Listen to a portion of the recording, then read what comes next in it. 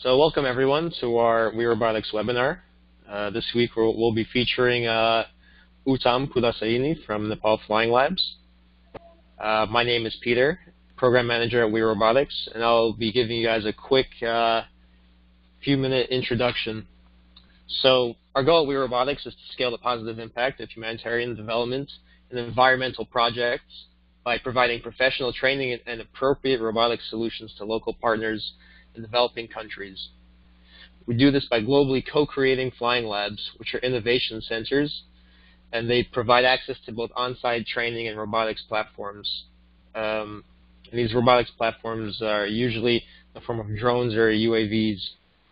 We carry out joint projects with our local partners and allow them to apply the skills they've learned, which accelerates the impact of their work.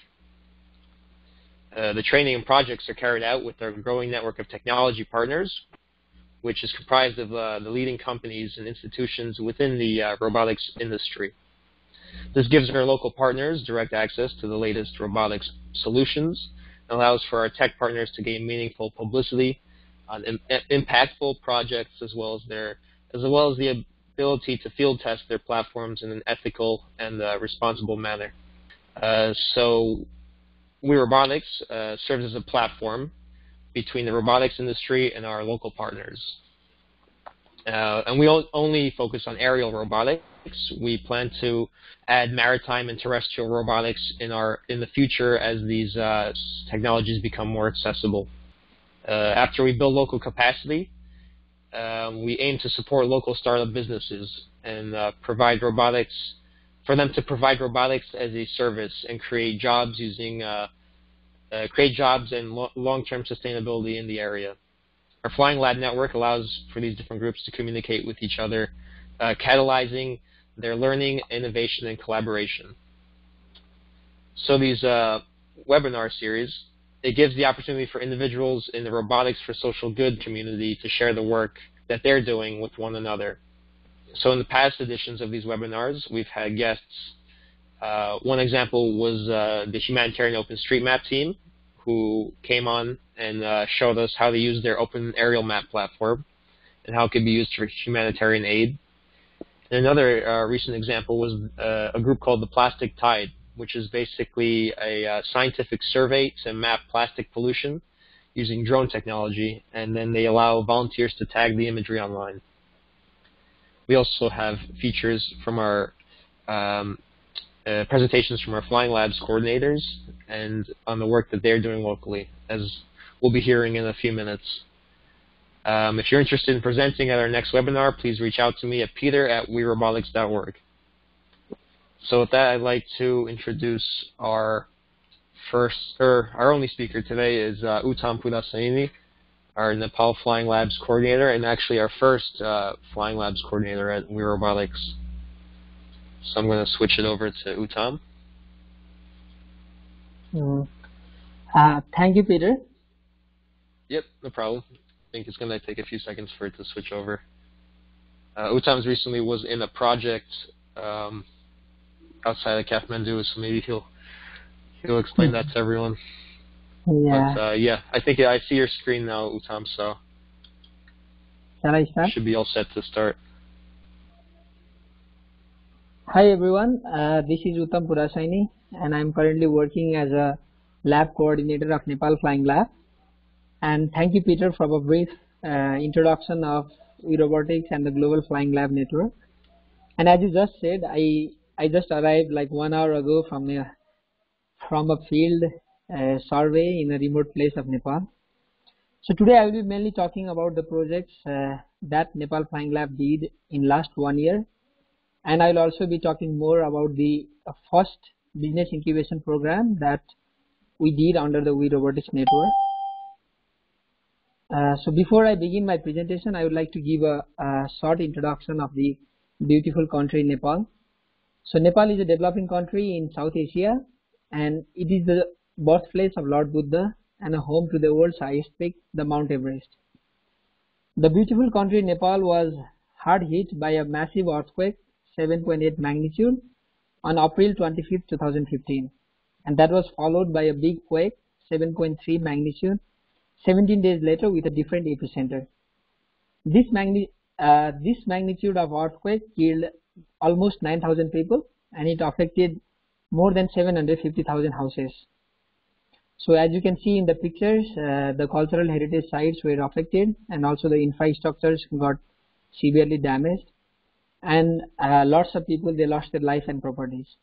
And now is the high time for Nepal government and its people to properly rebuild the country.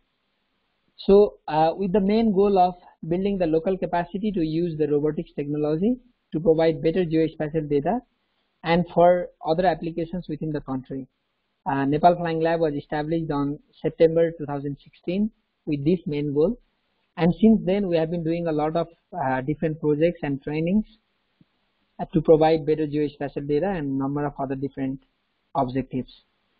So we have been doing a number of different projects, trainings, and also signing MOUs with local agencies, and we are also doing partnership with local academic institutions to build the local capacity. So besides, we also make sure that whatever outputs we generate from our projects, we share it with our project partners, and also we share it with the government in some extent so that we can gain the local government trust over this technology. So if you look at this picture, then it shows different categories of building damage around the different affected districts after Nepal earthquake. So on the left hand side, on the lower left corner, if you see, then these are the different damage grade of the different buildings. So together with our partner Medier, a Swiss NGO that is working in Nepal and providing technical assistance to rebuild the houses, we decided to make use of drones to monitor the ongoing reconstruction activities in the remote villages of Nepal. As you can see in the pictures, the orange bubbles here, it shows the ongoing reconstruction activities in the remote villages. So this application proves that the technology can be used to remotely monitor the ongoing reconstruction activities that is happening after the post-earthquake. So this was the first project that we did with our partner Medier. And talking about another project that we did, it was also together with our partner Medier. So this image here shows the number of landslides that occurred after the Nepal earthquake. So it might be unbelievable, but there were 20,000 landslides within 35,000 square kilometer area after the Nepal earthquake. So there was a big number of landslides within 30,000 square kilometer ground area, and the affected settlements in the remote villages of Nepal, they are now at more risk, and most of the people who are living in these places, they do not know if the location is safer for new construction or not. So what we decided was we went to a village where the Medier is currently doing the reconstruction, and we decided to make use of drones to create hazard and vulnerability maps of this huge landslide. So we'd like to thank the capability of our partners SenseFly EB drone and Pix4D mapping software, because we were able to create a very resolution map of this massive landslide within few days. If you look at this picture, then it shows the complexity of the terrain, and on the right hand side there is the settlement area which is very near to the landslide. So together with the capability of the software and hardware, we were able to generate a very high resolution map of the landslide area. This video shows the 3D model of the landslide. So after the mapping, we created this high resolution 3D model, and we have shared these data sets with our project partner. And now we have a partnership with, through our project partner, we have a partnership with another organization that is currently doing the geological analysis of the data sets. So once the analysis is completed, we will be able to tell the community people who are living over there the level of vulnerability and of this particular landslide. And in the long run, our project partner is also planning to install some kind of ground movement sensors to track the future movement and notify the villagers in cases of emergencies. So this way we are using drones to help the community people by doing better informed decision making. So we are not just doing surveying and mapping, but we are also focusing on the application of this technology in creating better land ownership documents. So if you look at the pictures, then you can see the traditional way of mapping that is existing in Nepal for last many years. And you might not believe, but it took the government of Nepal more than 40 years to create the land ownership documents of all the people who are living within the country. So it was not just the surveying activities that was going on, but it was also the preparation of other kind of ownership documents that helps to ensure that a certain person owns a particular amount of land in any specific area. So when we are coming back from the Ramechhap landslide survey, we were asked by the district survey office Ramechhap to create a cadastral map of that area. So they wanted to see the feasibility of this technology and test whether it's possible or not to create cadastral maps with drones. So what we did was we installed some ground control points. We established some ground control points on the area and we spread it throughout the project region, and then we carried out a aerial survey of that area. So within few hours we were able to come up with a map like this. If you look at the left hand side, then it's an aerial image of that particular settlement, and if you look at the right hand side, then it's the land boundary map of that particular area. So it's still remaining to match the land boundary with the ownership information, but we are able to create a very high resolution spatial data in few minutes. So that helped us prove that this technology is feasible for this kind of high resolution mapping as well. So besides surveying and mapping, we are also focusing on the use of drones in agriculture. So if you look at the statistics, then Nepal is an agricultural country with 65.7% of its population dependent on agriculture, and majority of these people, they still make use of traditional technology. If you look at the graph, then the contribution of agriculture to the GDP, it goes on declining each year. So if you look at the graph, the economic survey graph, then the recent statistics shows a very lower percentage of the contribution of agriculture in the GDP.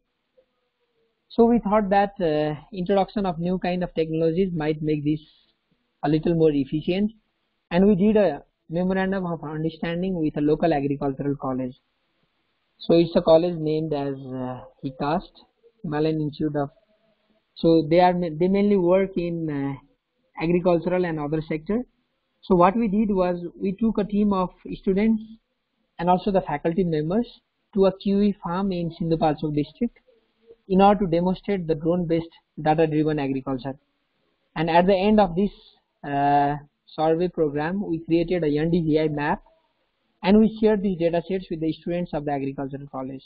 So now the students of the college, they will be using the data sets, and they will be doing further research on how they can better use the data and provide the information to the farmer.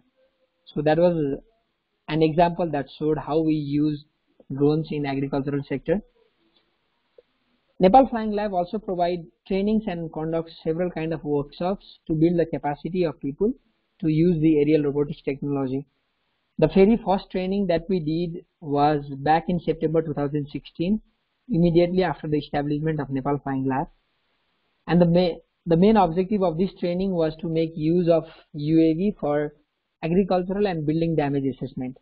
So at this training, we had the participants from academic institutions, and there were also participants from the local organizations like local NGOs and INGOs. There were participants from EC Mode, from Mediair, from Rural Development Initiative, and a lot of different other organizations. So we had a 4 days training program, and during this training program we taught them how to use both fixed wing as well as rotor wing UAV for a number of different purposes. On the right hand side you can see an aerial image of the building in Kathmandu University, and just below that there is an image of an agricultural field in Kathmandu. So we taught the participants on how they can use the drones for remote assessment of the building damage, and also for using the UAV in agriculture.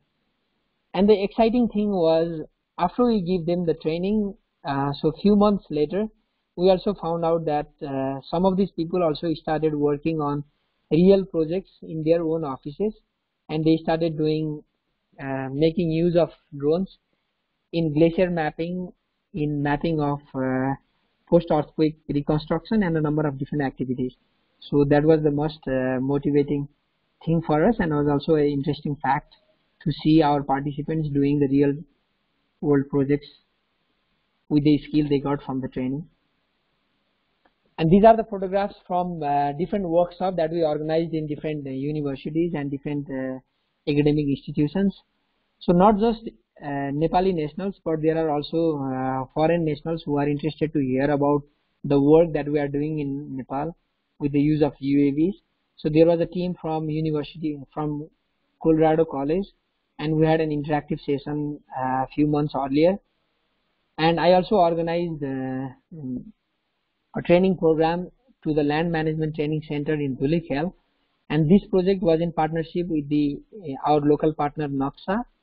And from the side of Nepal Flying Lab, we provided them hands-on training on how they can use the hardware and software to produce better geospatial products like digital surface model or topographical and contour maps. And also the Land Management and Training Center is the only government certified academic institutions that provide training to the government officials. So providing training to them is also a big achievement for us, so that now they are able to transfer this knowledge to all the students that whoever come to study in the Land Management Training Center. So it was also one of the interesting projects that we recently did. So one of the most interesting program that happened through Nepal Flying Lab was the Business Incubation Program. The Business Incubation Program started a few months ago on February. On the second week of February, we started the Business Incubation Program. And we had a strong support from the Nepal Engineers Association, the association of all the registered engineers in Nepal, and also from the Robotics-as-a-Service of Nepal. So Robotics-as-a-Service of Nepal is a group of robotics enthusiasts from all around the country. So these two organizations were the major partners who helped us organize this event in Nepal. So the main idea was to collect the ideas that people had in mind regarding the use of drones in the context of Nepal. And interestingly, we received 25 applications from different local teams, and most of these teams, they were engineers with no business skills. So we realized that the Business Incubation Program is going to be very helpful for these engineers to develop their business capacity as well. So after we organized the ideation workshop, we selected 4 teams by our jury members. There were some local experts from the field of robotics and also from the field of management. So all these jury members, they selected 4 teams out of the 25 different project ideas. And out of these 4 teams, the interesting thing was all of these teams were engineering people with no business member in the team. So we are very excited to host the business development seminar in upcoming weeks. And in the ideation workshop, there was the chief guest was the State Minister for Ministry of Industry. So it was also a motivation for the participants and also for the organizers to have his presence to provide the prize money to the winning teams. We provided some initial amount that could help them to set up their business. And after the 4 teams were selected, there were international experts providing them business development training. So we had our co-founder Sonia and her friend Lauren, all the way from Switzerland, and we had a very interesting 1 week of business development seminar where all these 4 participants, they learned how to create a business model, how to create an effective financial plan, and how to create an effective technical plan, and as well as the business plan. So throughout the 1 week period, they learned a lot of different these kind of things from the international experts.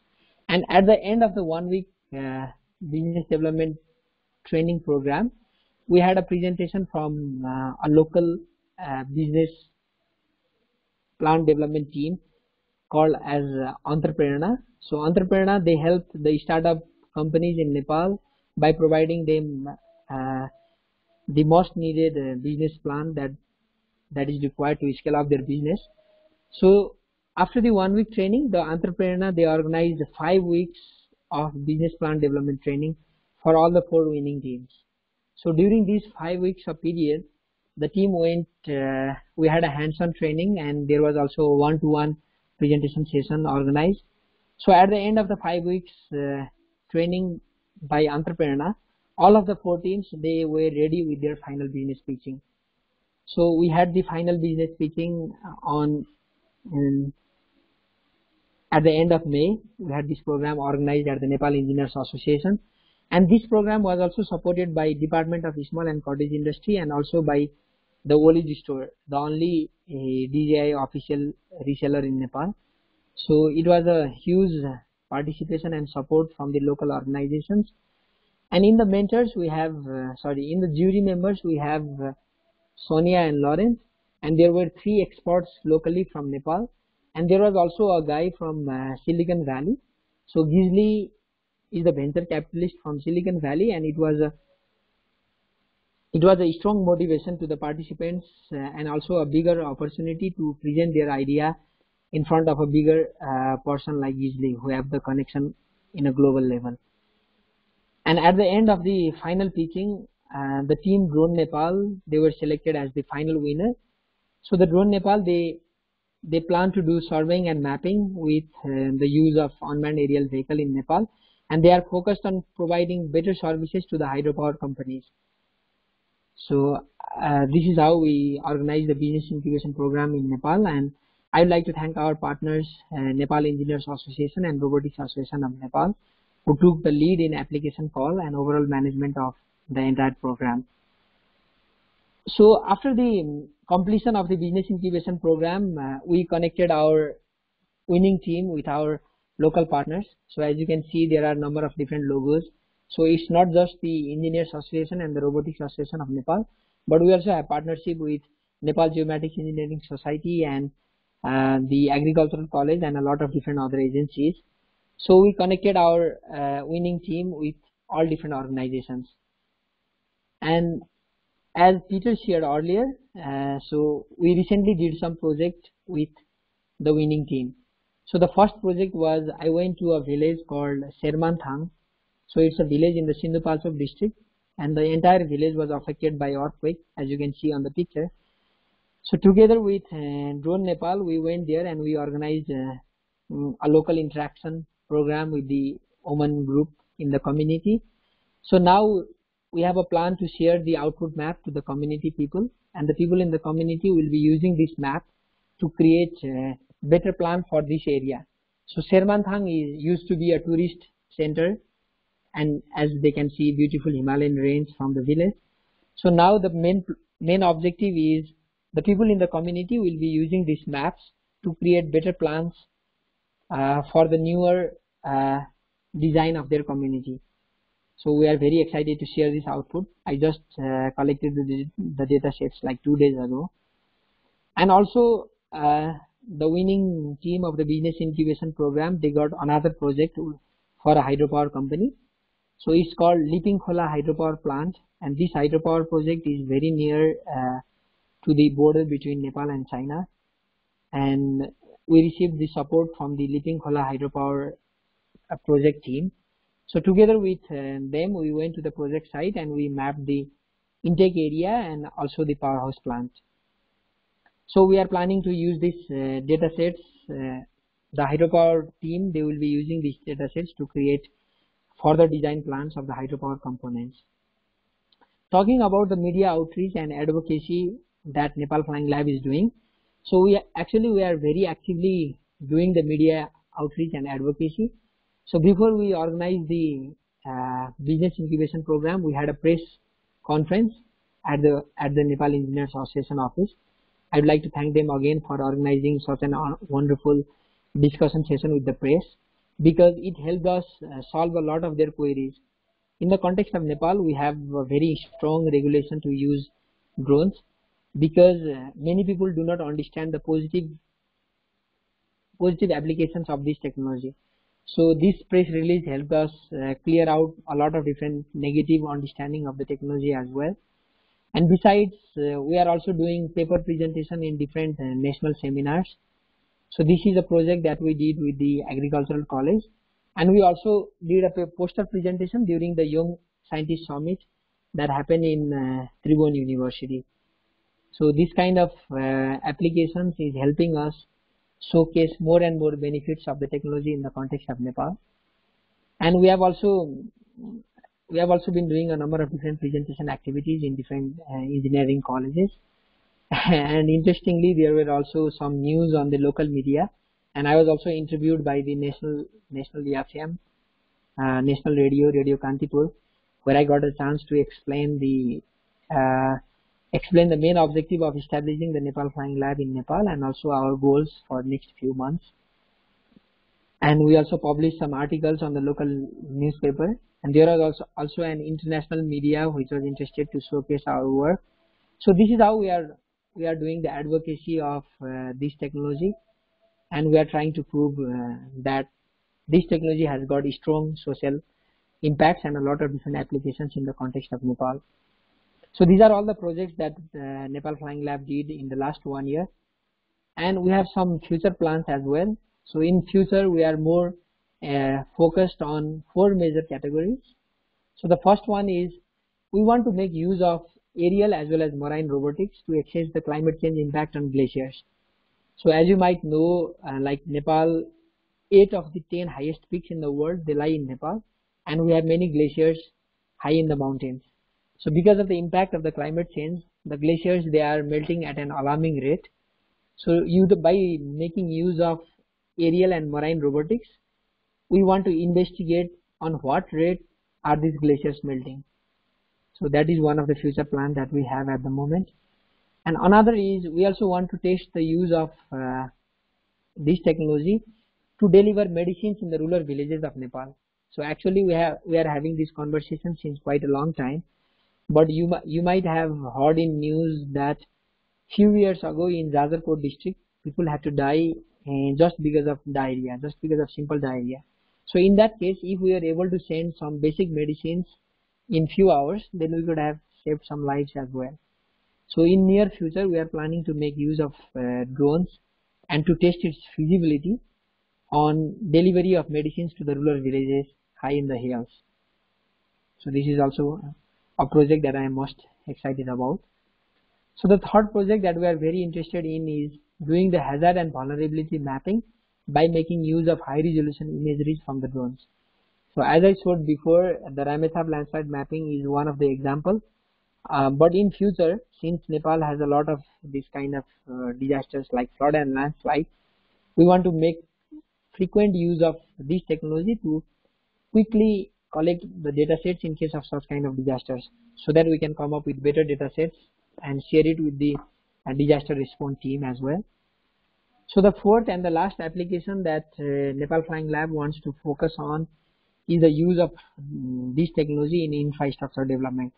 So Nepal now is trying to move from underdeveloped country to developing country.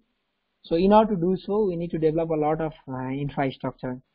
So developing a lot of infrastructure requires a very high resolution surveying data sets, and surveying and mapping is the baseline of all developmental projects.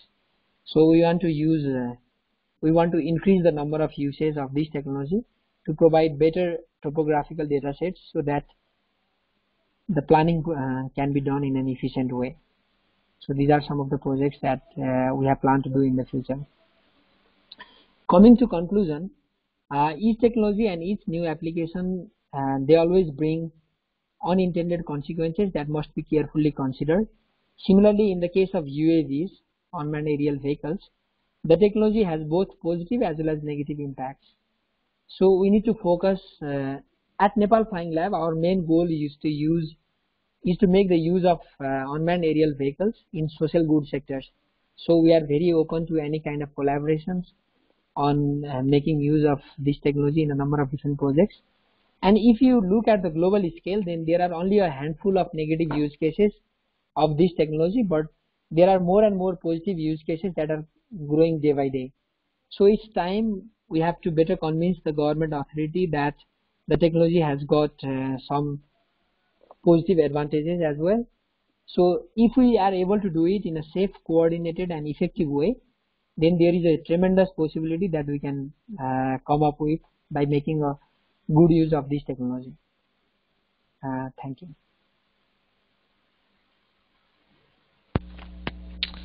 Thank you, Uttam. That was an excellent presentation. Thank you, Peter. So the next portion here, I think we're going to have a quick Q&A session. So if anyone in the audience has a question, feel free to ask away or to type up your question in the message in this chat box.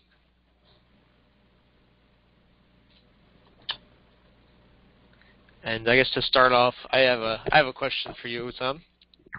Sure. So the phase 4, actually, the business development competition ended almost a month ago. I'm curious, has the government shown any sign of changing their policies on using drones, or they're thinking about it, or? There is no direct sign. There is not any direct sign from the government, but as I showed before, like there is more interest from the side of construction companies and other local companies regarding the use of this technology. So as I showed before, like after it has not been a month since the completion of the event, but the final winner, they already received like 2 projects. So it shows that there has been more engagement from the side of the local companies regarding the application of this technology, but from the side of the government, it's still going to take some time. And I am very positive that the government will be very positive regarding this. Great, yeah, that's awesome that the winning company, the winning team is already doing projects. Yeah. But yeah, I guess it's going to take a combined effort of construction companies and other groups to convince the government. Yeah, actually. Uttam, this is Patrick. Hi, Patrick. Yeah, as you know, we've had discussions about science in the wild and what we're doing up on the Nangzupa Glacier and stuff like that.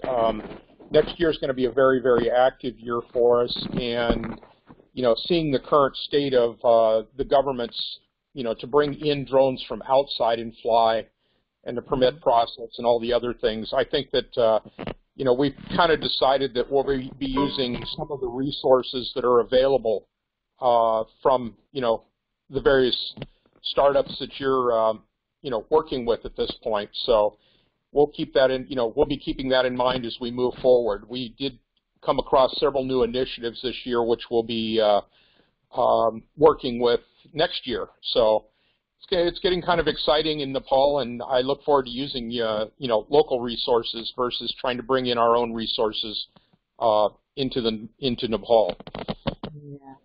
Yeah. Thank you, Patrick. Thank you for trusting us with partnerships. And what you said is true. Actually, like our main goal of establishing the Nepal Flying Lab and organizing the business incubation program is to build the capacity locally. So as I showed in my presentation, the winning team, they recently did a project in a local Sherpa community in a very rural village, and the people were very excited to see this. So if there is some like local person going to a village and doing the projects, then there is always a very good support from the community side as well. So it's also a very good opportunity for the local companies to get projects from your side as well. Yes, I think that the work up on Nangzupa covers several areas, including new trail installations to improve safety across the glacier. We're also looking at a classroom opportunity up in Tangnak and Gokyo area, where we've got also water management, and I noticed you mentioned installing motion or movement sensors on slide areas. I'm working with Kathmandu University to actually design and build those as a university project, something that can be locally sourced versus having to buy that equipment from outside Nepal. So we've got several things that we're working on right now that, work in conjunction with what, your efforts are. And, I very much look forward to, including the drone aspects, because there's just so much that can be done with that. And as you know, I'm also a drone pilot here in the U.S. and have my own equipment, both land, sea, and air. So next year will be the survey of the lakes on Nongzupa, and one of the things that we have needed was to do constraints on the lake sizes and stuff like that. Yeah, the application of this technology in glaciers, it sounds very exciting. And actually, I was also a part of one of such mapping activity a few years ago in one of the glaciers. So we also the Nepal Flying Lab also very much look forward to continued partnership with the Science in the Wild, because there are a number of work that we share in common and we can do it together. So yeah, we are very open to that. Yeah, and I think this could also become a model for all water resource and management efforts within Nepal on all the glaciers. Once we get the things standardized and easier for to reproduce across glaciers, I think it's going to be very important in the future as the glaciers do melt and water resources become tighter and tighter, not only for agriculture. I know in Porte, their wells are running dry up there, or at least their spring sources are running dry, and they're now looking for alternative, sources of water. So, this could be something that will also help them, because they are a very large agricultural area for the upper Khumbu region.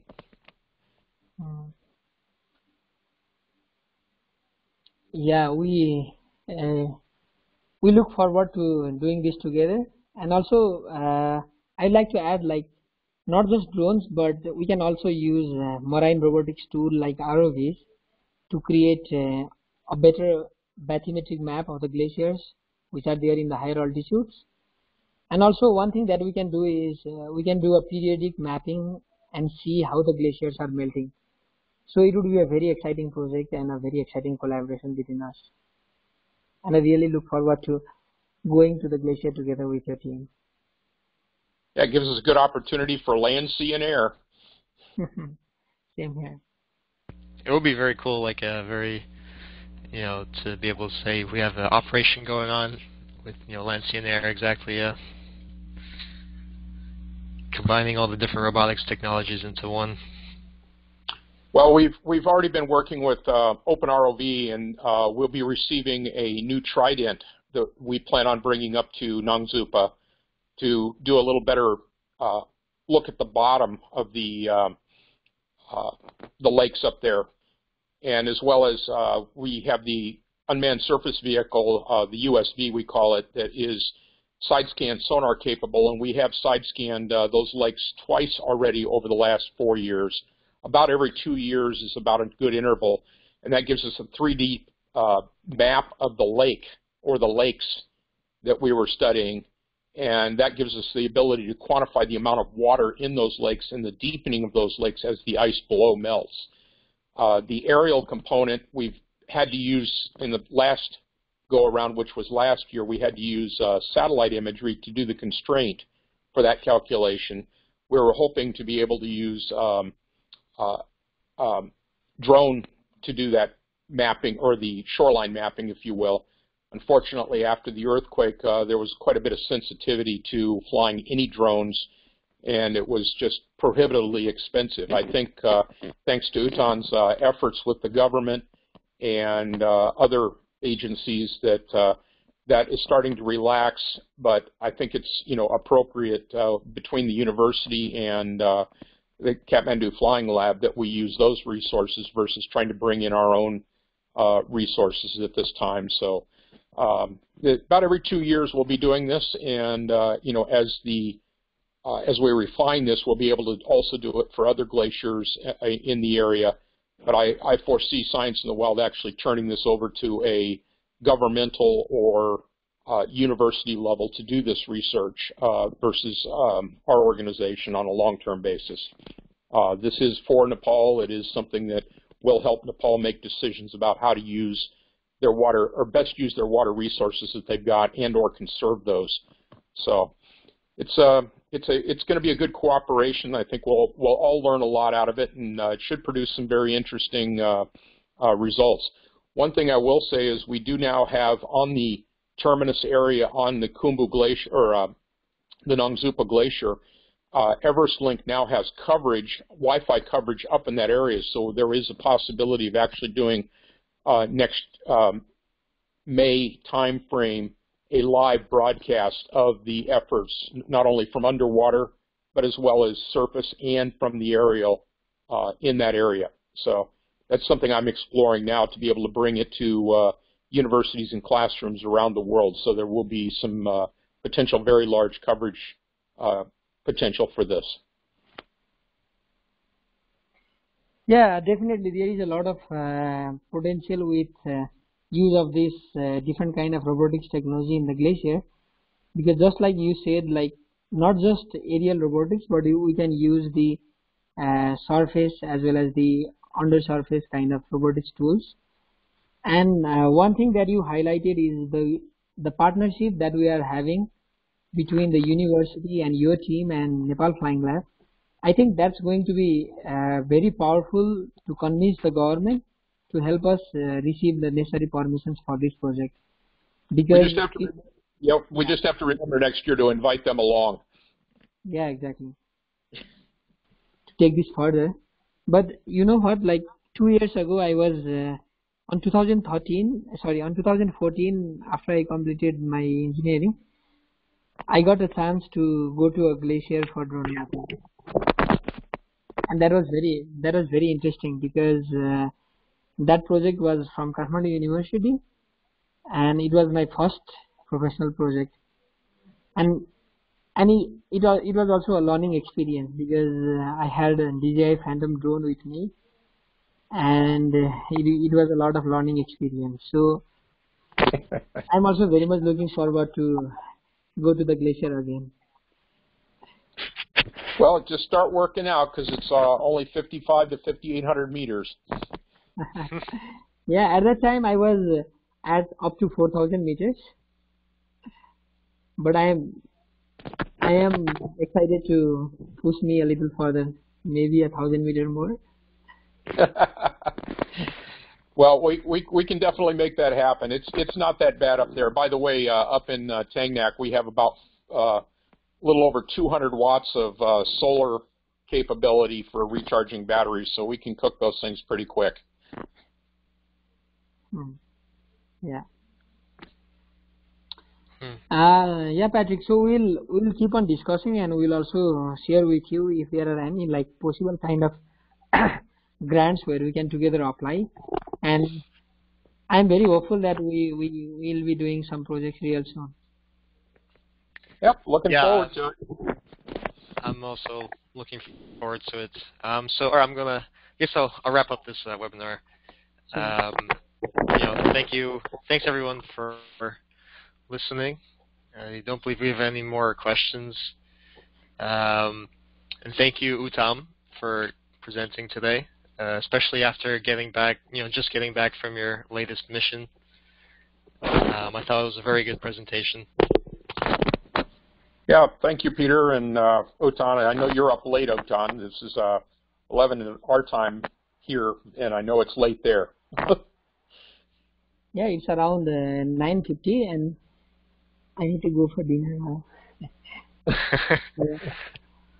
So it's not, so I'm not going to keep you from dinner in that case. And reminder, I guess, this webinar is going to be on YouTube